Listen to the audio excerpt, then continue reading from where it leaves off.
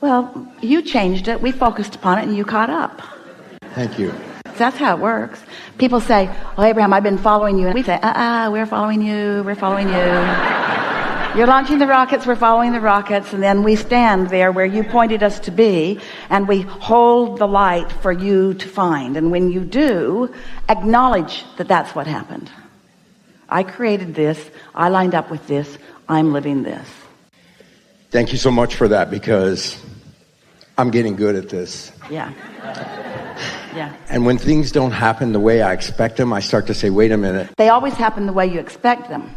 When I discover that my expectation is out of whack, I'm starting to notice it. When I let life train me into expectation that is bogus, I'm starting to notice that. Let's use expectation in the real way. I get what I expect.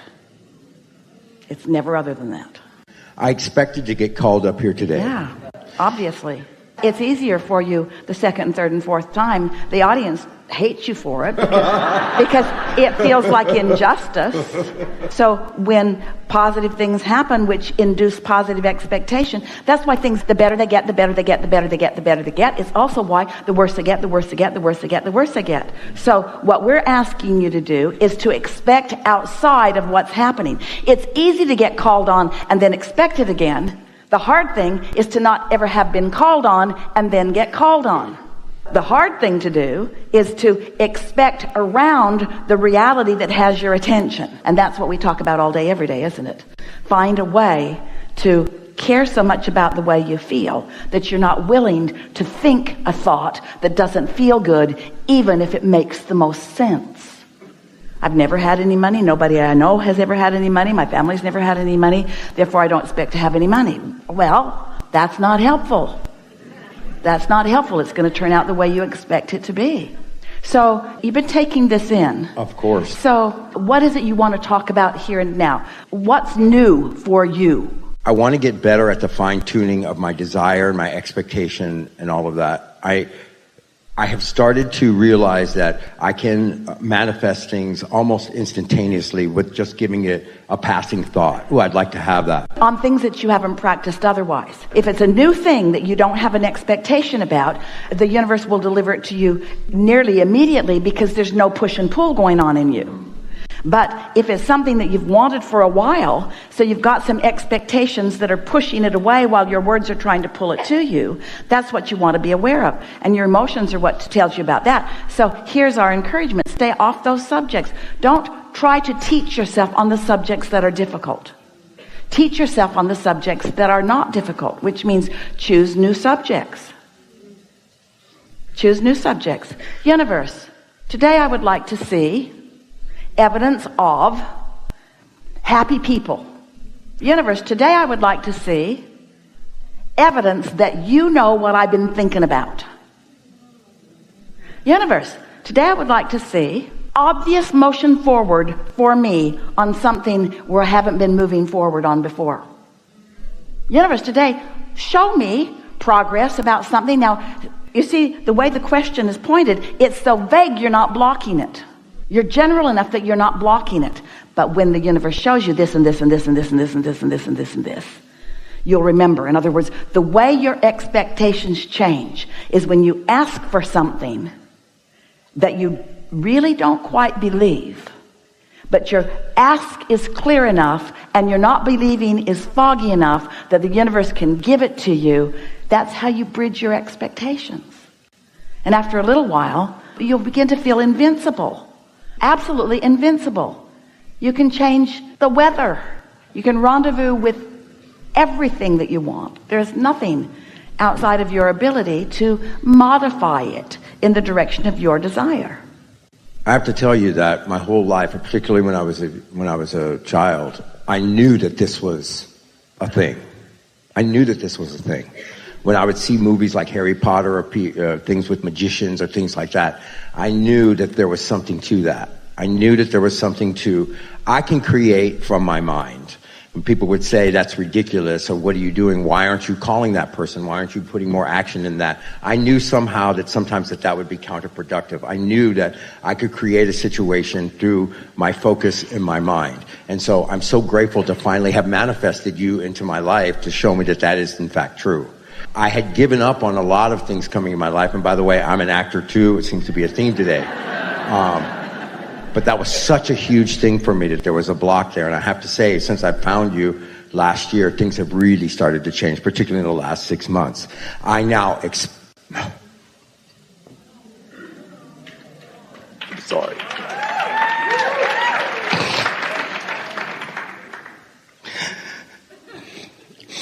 I have begun to expect my dreams to come true again. I wanted them so bad.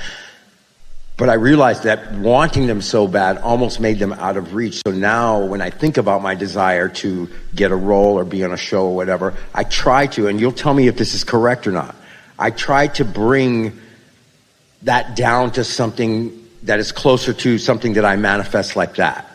I said, oh, of course I'd be calling for that. Of course I could get a part on that show. Of course I'm a good candidate for that movie. And that actually has started the gate to open where people are calling me in. When my agent tells me about a project, I will say to myself, and I don't say it to him, I'm going to get called in on that. I'm going to get called in on that. And I follow the impulses that come to me when I'm feeling good. So everything that you said here, really good.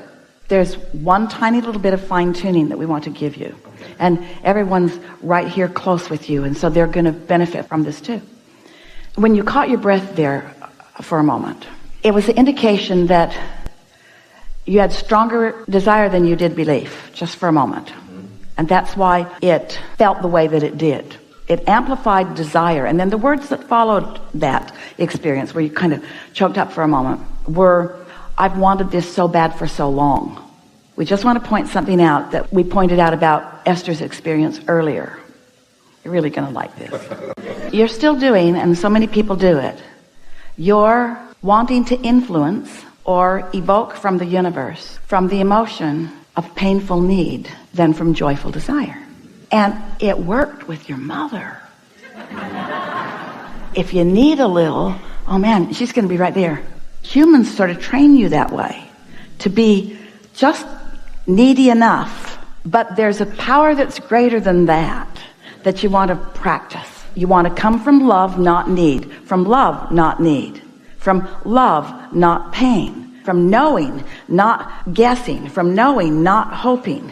You're at the place, and it's a good place to be. It's paying off really well for you, and it will continue to do so, but you could do better, where your desire is mostly being met with hope. And so that gives you quite a bit of what you desire.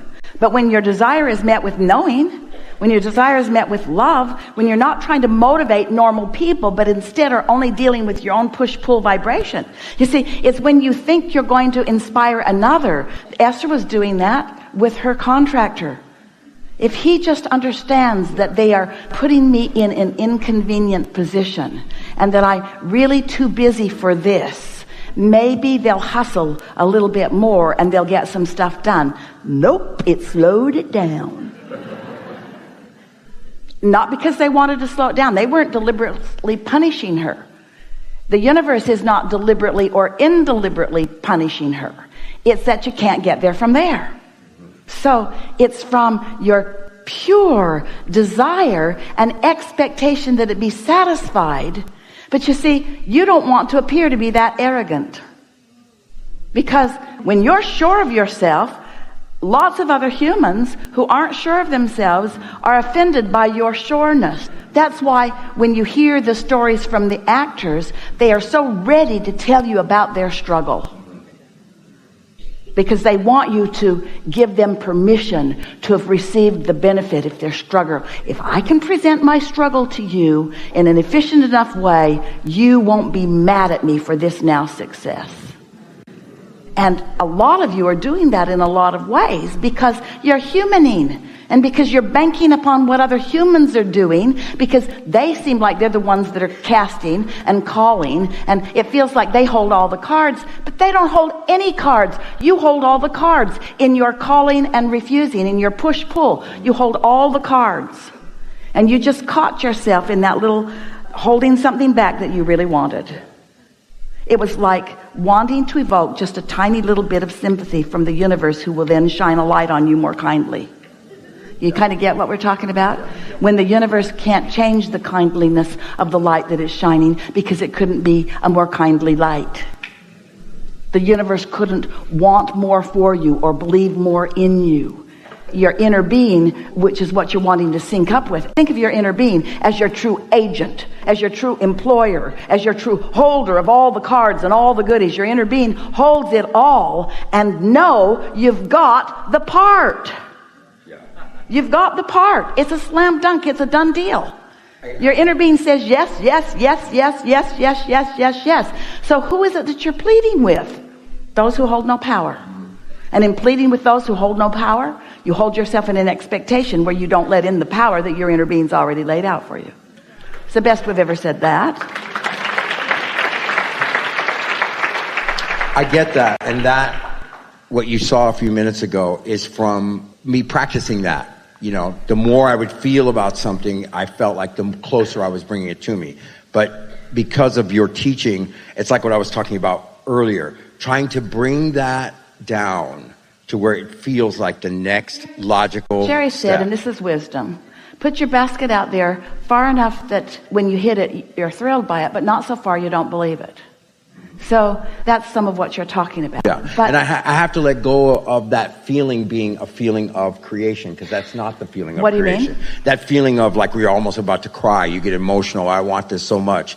You know, it's got a lot of resistance in it. Well, there's like you were nothing saying. wrong with it, because it does indicate the power of your desire. Okay. But it also indicates the power of your resistance. When you're demonstrating the power of your desire with no resistance, you're just obnoxious. You're just sure of yourself. And you're just worried about nothing. And you're just anticipating wonderful things. And you're walking around just waiting for the next thing to reveal itself to you. And you're ready for the revelation. And you're eager every day. Esther used to wonder, because we said so often, the universe will surprise and delight you. And she thought, how can that be? I can get how the universe can delight me. But why would it be a surprise if I create my own reality? And if I put each and everything in my vortex, then why am I going to be surprised? And we say, the timing of it is what surprises you. The timing and the combining of the things that you want. The things that you put into the vortex have been spun into this magnificent combining. And when you hold yourself, as you are beginning to do, steadily in that place of positive expectation, then there's just delight after delight after delight after delight. And so when someone meets you, you don't seem like an actor who is yearning for the job. You appear to them to be the actor that knows that he's got the job. Do you know why so many of the big projects cast the same actors? Because once they've been cast, they expect to be cast. So it seems like they only pick from them, or they mostly pick from them. But it's a vibrational thing. It's not like that. It's a vibrational thing. Of course, it's easier to expect it when it's happened to you. We started this conversation with those words. But you can, by understanding the laws of the universe and by demonstrating to yourself all day, every day, that you hold all the cards, you can then be that person who just expects things to go the way you want them to. Esther wants to say to her contractor and to the guy that's doing the gas pipe and to everybody else that's involved in any project that has anything to do with her, things always work out for me, so we're going to have a lot of fun together. Things always work out really well for me, and I bet they work out really well for you too. And want to be fun for things to work out for the two of us while we're involved with each other. Isn't that a nice way to be? Things always work out for me, which means I always star in successful movies. Things always work out for me, which means I always join really good teams. Things always work out for me. Things go really good for me. I have vibrational winningness going on, is really what you're saying. And people want to hook up with that. That's why confidence is attractive to others. That's why coattails are a thing. When you're sure of yourself, everybody wants in on it. And when you're timid, if you're going, people think, anybody else more sure of themselves? Hey, doctor, I'd like you to remove this whatever it is that I don't want in my body.